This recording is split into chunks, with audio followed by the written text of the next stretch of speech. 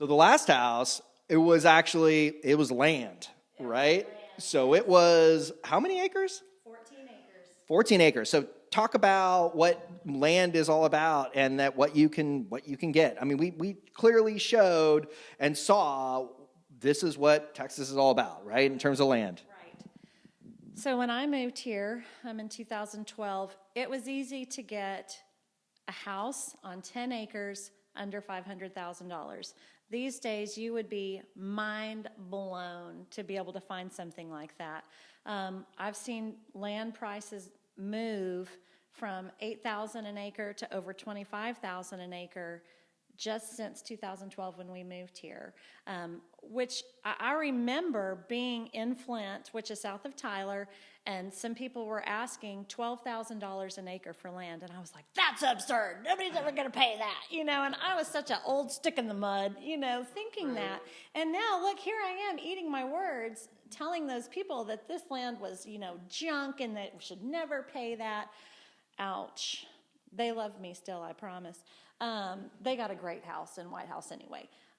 But people are moving to Texas. They know, we're a huge state. We've got tons of land.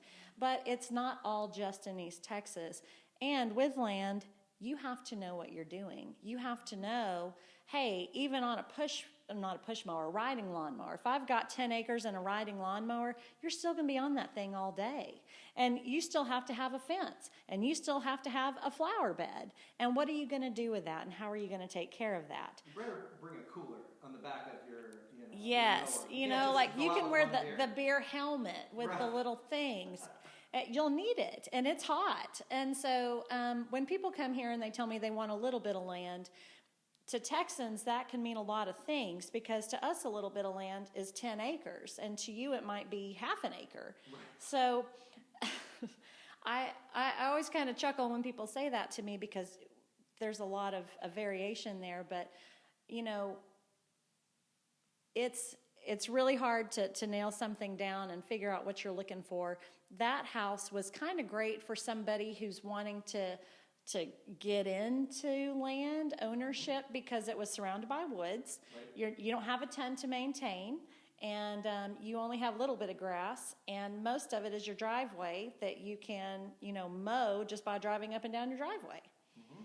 Yeah, and you also have to, when you get into those types of properties, you also have to, like you said, you have to know what you're getting into, right? So you have to look at floodplains, you have to look at elevation, you have to look at, did they build a septic tank? You gotta really do your homework. And if they're outside of city lines, that means that they didn't have to follow any rules or get inspected when the house was being built. So what are you really getting yourself into homeownership-wise? That's why it's important to have a local expert, right?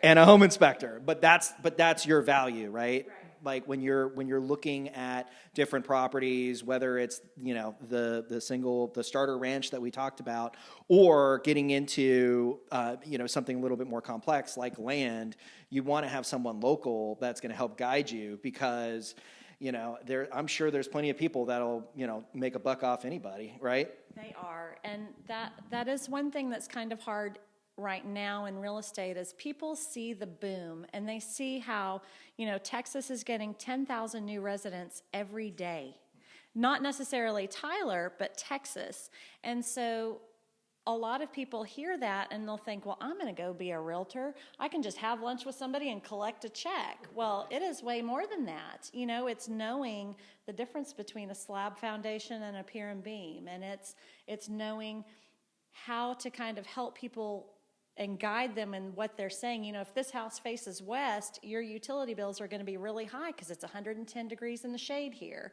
and things like that. And so once you get past the shopping part, it's not a cute job anymore.